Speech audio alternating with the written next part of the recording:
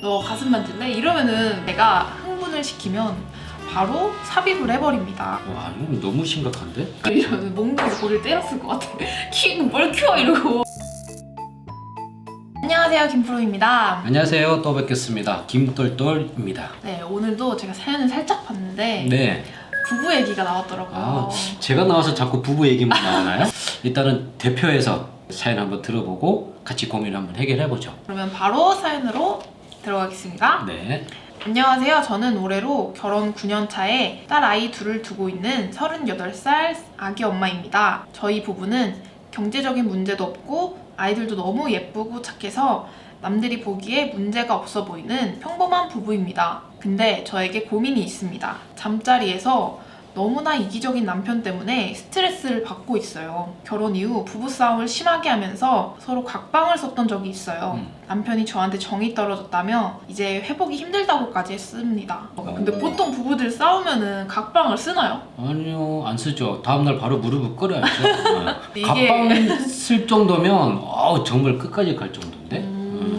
그 후 어찌저찌 화해도 하고 다시 잠자리도 같이 하게 되었는데요.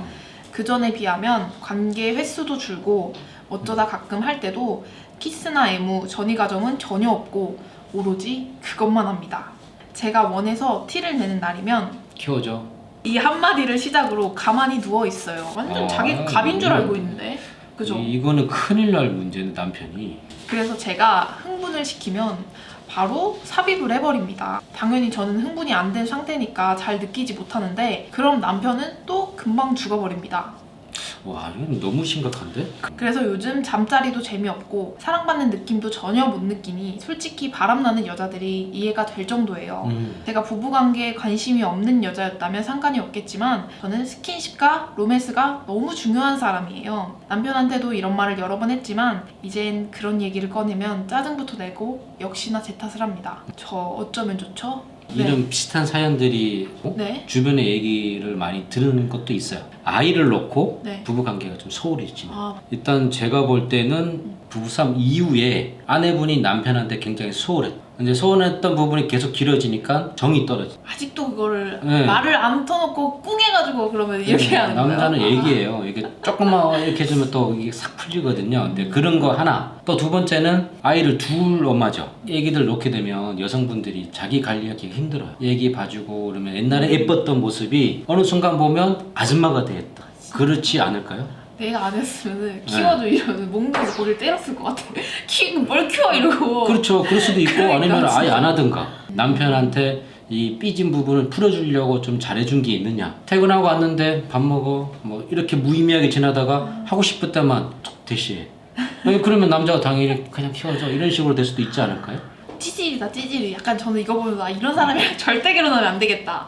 아니 남자는 이런 남자들이 네. 많아요. 이 남자친구도 막 싸웠을 때 이게 기주고 있죠. 요즘 그 연인들은 그렇게 아무리 기분 나빠도 너 가슴 만질래? 이러면은 모든 화가 풀린다는 그런 이야기가 있어요. 그러니까 그거를 풀어줘야지.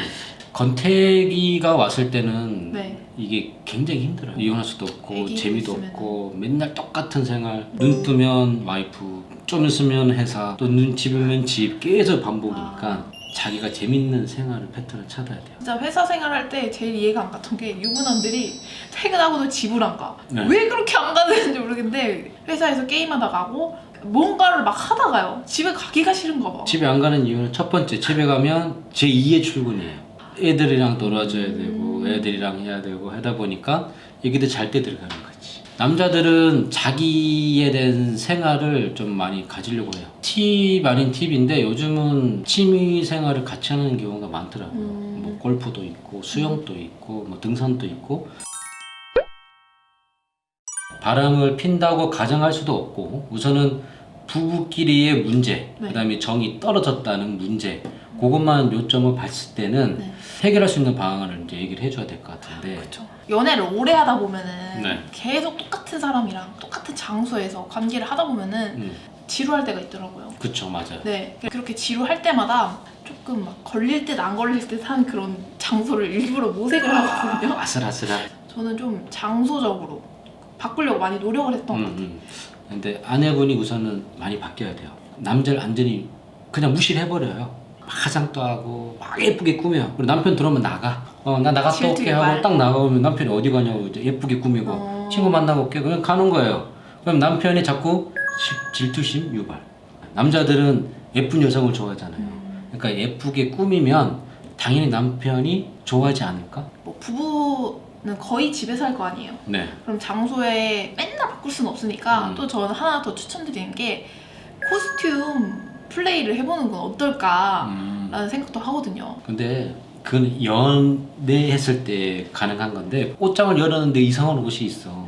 그럼 난리 나요. 애들 보면. 아 애들이 볼까봐. 네, 그리고 집에서 말고 아까 김프로 말씀대로 모텔이나 어디. 호텔이나 가서 일회용으로 뭐 이렇게 입을 하고 수 그냥 있고? 버려버리고 집에 오는 절대 거지. 안 걸리게. 네, 버리고 오는 거예요. 그 샤워가 나는데 애가 그거 입고 있어. 얼마나 깜짝 놀랄 거예요. 그러게요. 애기가 막 갑자기 채찍 들고 있고 그럼. 제갈 물고 있고 이게 무슨 망신이야. 이거 안 돼요 큰일 집에서. 나네.